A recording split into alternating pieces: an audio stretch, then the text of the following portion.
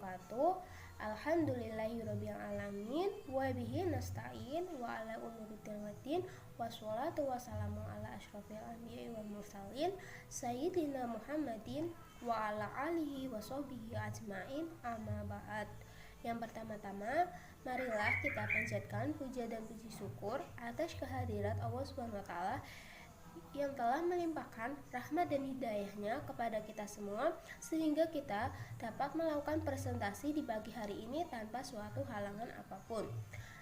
Yang kedua, sholawat serta salam tak lupa kita curahkan kepada junjungan kita Nabi Agung Muhammad SAW yang kita nantikan syafaatnya di yaumil qiyamah. Saya selaku moderator, nama Ilmi Solihati, NIM 2319003 sebagai pemateri yang ketiga, dan anggota saya Novi Munafaatul Jannah, NIM 2318200 sebagai pemateri yang keempat, Muhammad Azizuddin, NIM 2318218 sebagai pemateri yang pertama, dan Alfiatul Aini NIM 2319002 sebagai pemateri yang kedua. Dasar perkembangan peserta didik. Perkembangan adalah bertambah kemampuan atau skill, struktur, dan fungsi tubuh yang lebih kompleks dalam pola teratur dan dapat diramalkan sebagai hasil proses pematangan. Perkembangan menyangkut adanya proses pematangan sel-sel tubuh, jaringan tubuh, organ-organ, dan sistem organ yang berkembang dengan menurut caranya sehingga dapat memenuhi fungsinya. Sedangkan peserta didik didefinisikan dalam UU Nomor 30 Tahun 2003 tentang Sistem Pendidikan Nasional. Peserta didik didefinisikan sebagai setiap manusia yang berusaha mengembangkan potensi diri melalui proses pembelajaran pada jalur pendidikan, baik pendidikan formal maupun pendidikan non-formal, baik pada jenjang pendidikan dan jenis pendidikan tertentu. Peserta didik juga dapat didefinisikan sebagai orang yang belum dewasa dan memiliki sejumlah potensi dasar yang masih perlu dikembangkan, sehingga dapat disimpulkan bahwa pengertian dari perkembangan peserta didik adalah proses perubahan kualitatif yang berfungsi untuk mencapai penyempurnaan fungsi psikologis dalam menunjukkan cara peserta didik tersebut bertingkah laku dan berinteraksi dengan. Yang kedua, ada prinsip-prinsip perkembangan peserta didik. Yang pertama adalah perkembangan adalah proses yang tak berakhir.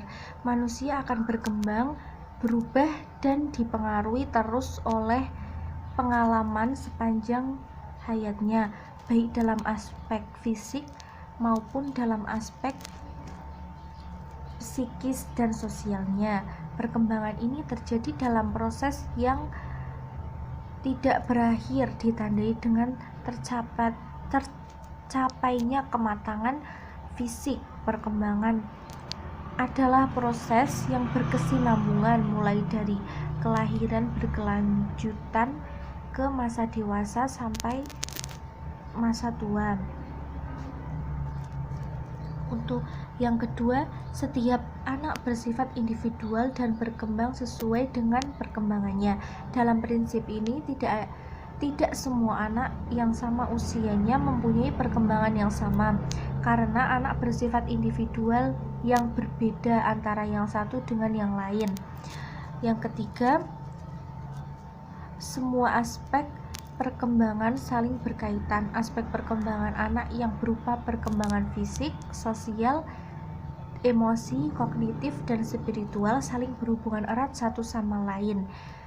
Perubahan dalam satu aspek mempengaruhi dan dipengaruhi oleh aspek yang lainnya. Perkembangan dalam satu aspek dapat membatasi dan memfasilitasi perkembangan pada aspek-aspek lainnya.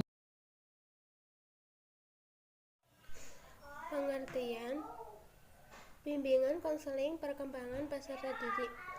Asumsi dasar pendekatan bimbingan dan konseling perkembangan. merupakan pemikiran bahwa perkembangan individu yang sehat akan terjadi dalam interaksi yang sehat antara individu dengan lingkungannya. Kata sehat dalam hal ini bukan hanya merujuk pada interaksi antara individu dan lingkungan, tetapi lingkungan itu sendiri juga harus sehat.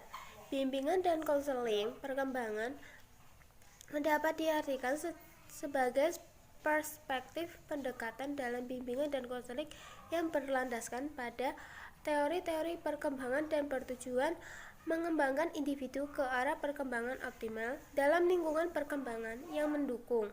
Bimbingan dan konseling perkembangan dirancang dalam pencapaian tujuan.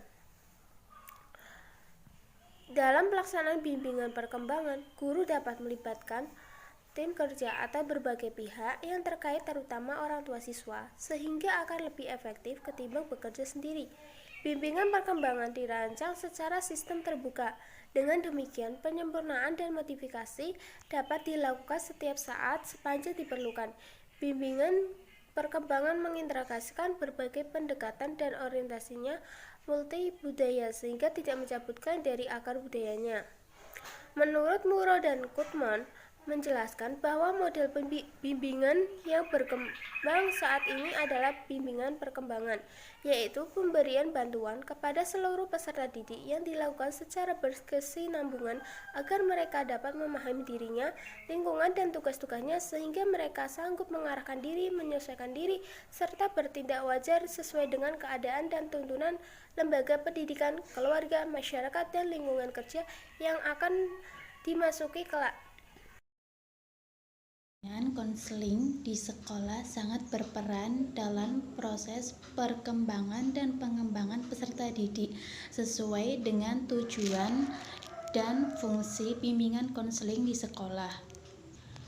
Agar dapat mencapai tugas-tugas perkembangan yang meliputi aspek pribadi sosial, yang kedua pendidikan dan karir.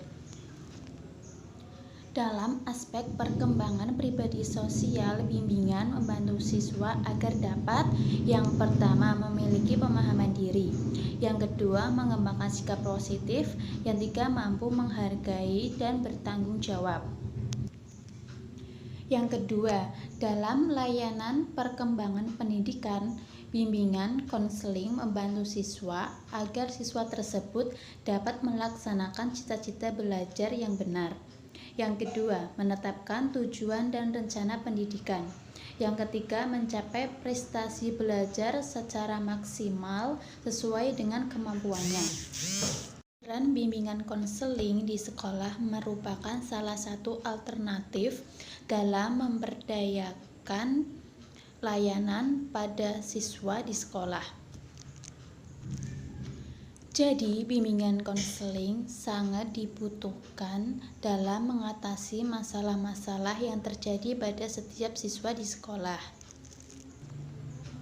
Seorang guru harus bisa menangani permasalahan siswa-siswa, di mana guru tersebut harus memenuhi kriteria dan keahlian dalam bidang tersebut, yaitu bidang bimbingan konseling.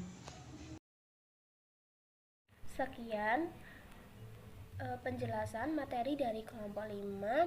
Saya selaku moderator meminta maaf apabila dalam penyampaian kurang berkenan. Saya ucapkan wassalamualaikum warahmatullahi wabarakatuh.